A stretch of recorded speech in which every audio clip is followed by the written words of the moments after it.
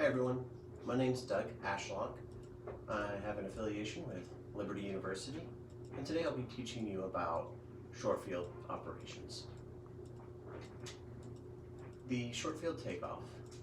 In order to properly perform this maneuver, smoothly apply the plower, rotate to VX, and pitch for a climb at VX. Maintain VX in the takeoff configuration until clear of this obstacle. At this point, you'll rotate to VY and clean up your configuration as needed or appropriate. Gear up, flaps up. Follow your POH and remember that rotating too soon could be catastrophic. For a normal short field, you'll accelerate to approximately VX and then you'll climb out at VX. Once you're clear of your obstacle, you'll rotate to VY and then retract your gear and flaps. If you attempt to rotate too soon, you may end up floating in ground effect, and then if you continue to climb before you reach VX, the airplane can settle down back onto the ground. The problem with this is it can be bumpy, as well as it eats up valuable distance when you're already on a short field operation. Also with this, the purpose is to clear the 50-foot obstacle, so ensure that you do your planning properly to make sure that you have enough runway to actually get your airplane up off the ground. Common errors according to the Airplane Flying Handbook: not referring to your POH, late rotation, improper trim, failure to maintain VX, early rotation, fixating on your airspeed indicator, and premature gear and or flap retraction. The short field landing.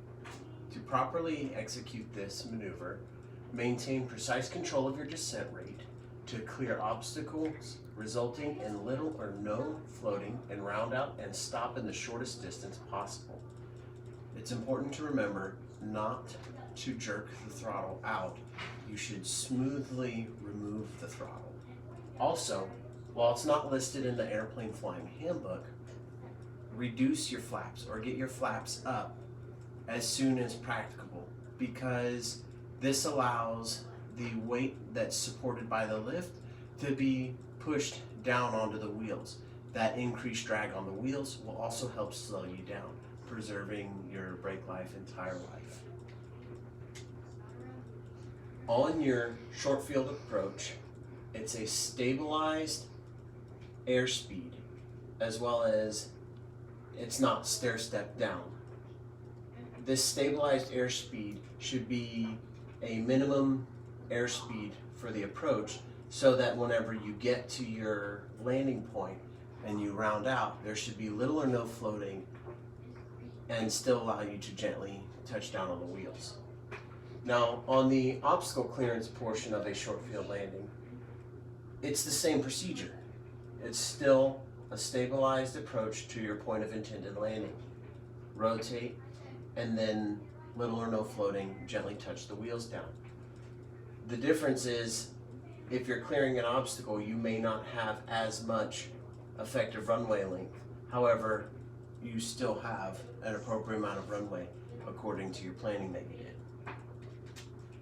Common errors: not enough room for the approach, resulting in being too high and excessive sink rate.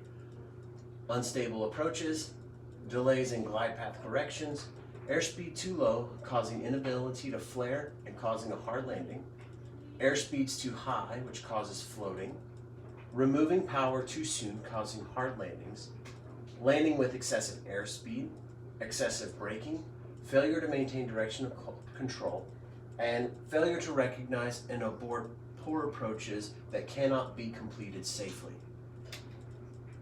The biggest thing with this is make sure you do your planning properly and allow yourself enough runway to perform these maneuvers safely and effectively. I use the Airplane Flying Handbook as well as the POH for the aircraft that I fly regularly, a Diamond DA-40. Thank you.